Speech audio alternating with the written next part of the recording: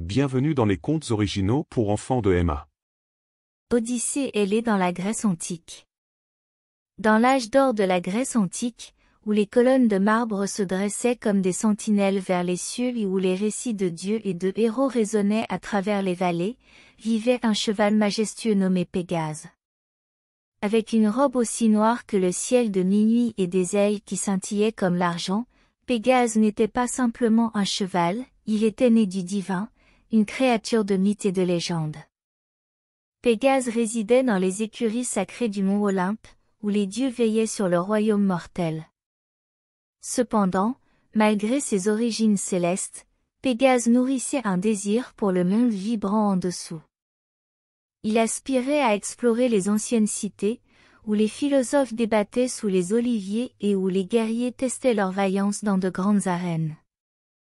Une nuit éclairée par la lune, alors que les constellations ornaient les cieux, Pégase ressentit un appel irrésistible à descendre du royaume divin.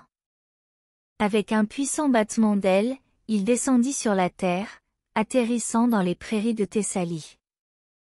Le monde en dessous de lui se déployait comme une tapisserie de merveilles, et Pégase se délecta des vues et des sons de la Grèce antique. Son périple le mena à la ville d'Athènes, où érudits et poètes se rassemblaient sur les places de l'Agora. Pégase, avec sa présence divine, inspira l'admiration et l'émerveillement parmi les citoyens. Ils s'émerveillèrent devant sa forme ailée, le prenant pour un messager des dieux.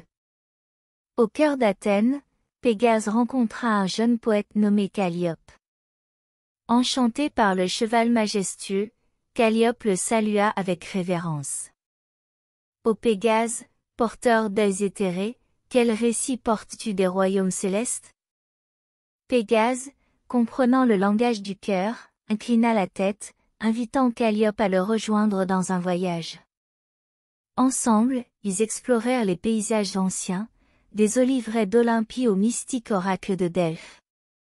Les ailes de Pégase les emmenèrent sur les plus hautes cimes, où ils communiquèrent avec les esprits des montagnes. Pendant leur voyage, Calliope composa des vers célébrant la beauté et la sagesse qu'ils rencontraient. Sa poésie résonna dans les vallées, capturant l'essence du cheval divin et les merveilles de la Grèce antique. Les gens, émus par les vers de Calliope, célébrèrent Pégase comme un symbole d'inspiration et de liberté. Cependant, leur odyssée ne fut pas sans défi.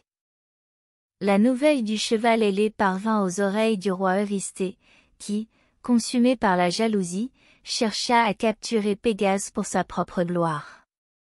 Pégase et Calliope affrontèrent des épreuves, de la navigation dans des falaises traîtresses à la ruse de mortels jaloux.